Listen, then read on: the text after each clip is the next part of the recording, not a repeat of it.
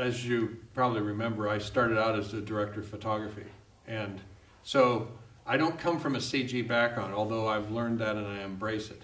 But I speak to everybody from the standpoint of composition and lighting and dark to light, color, balance, all these things that are the foundations of any painting or drawing. That image is so important, whether you draw it or make it from a computer or you go out and photograph a real location. In our case, I think the driving force behind Transformers is to try and make the computer graphics objects look photoreal.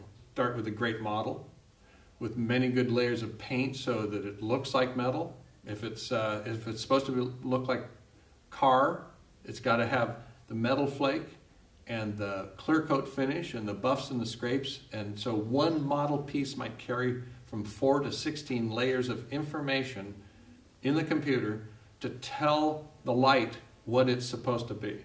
So we've got to start with that. Then we spend a lot of time emulating what is in the scene. However, if you go on a location and the sun's in the wrong place, every DP in the world, director of photography, will say, you know what, I don't like the way the light's coming on my actor or my actress. I'm going to change the key light, I'm going to backlight, I'm going to rim light, I'm going to do a soft fill here. Well, that throws my CG guys crazy when I tell them that, but I said, no, that's what we're going to do. We're going to relight.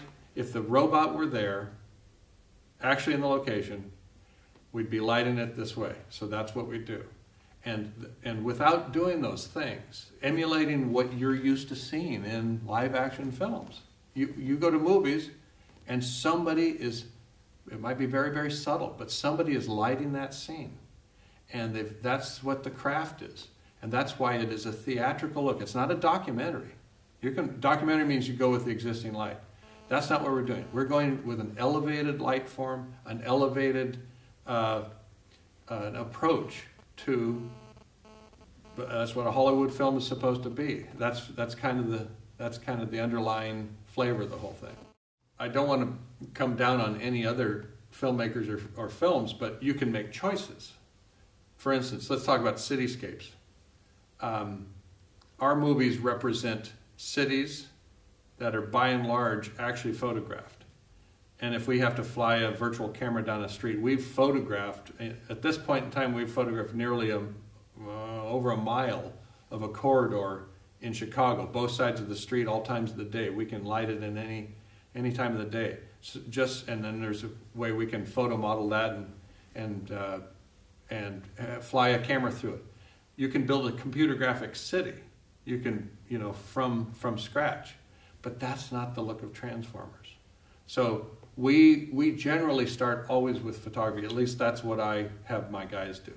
And now we do synthetic backgrounds. A lot of the interior, the night ship inside is synthetic, but we still started with photographs and things of, real metal. What does real metal plate look like? All that sort of thing for reference, so that we at least extrapolate from real world.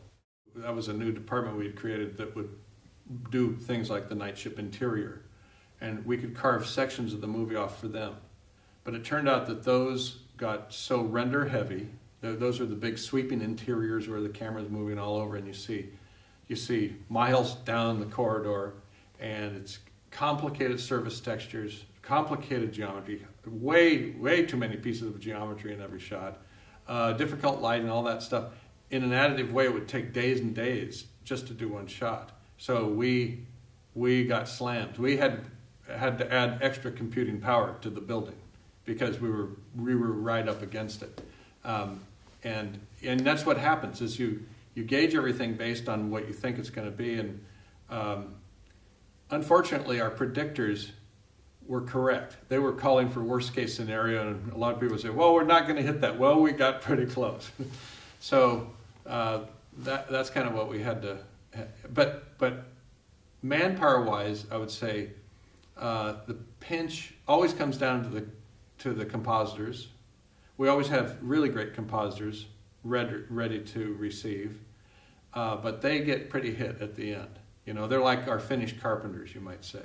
And everything can pile up, and these movies, unfortunately, have a lot of changes in the animation right to the end, and Michael will keep changing dialogue or changing shots, and we oblige. We want it to be better as much as possible, but all those animation changes means rigging changes and means facial animation changes and all these things that pile up into the lighting and into the compositing, and maybe we've got the layout already fixed, but then it hits the composers, and also it might affect the hard surface, all the hard body sims because of what the animation now does.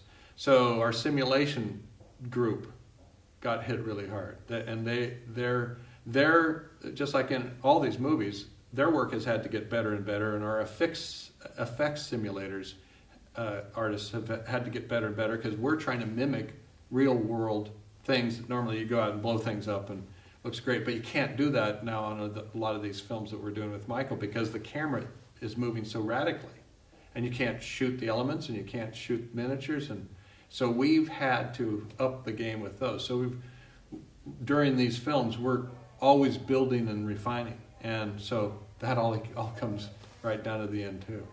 The last time I was here, I've only been with one other time. It was kind of unfair because I think I was here just for a couple of days and I had to move on to the next venue, and so I actually didn't get to hear but I think one speaker that time. So at least I've gotten to hear a lot of the speakers.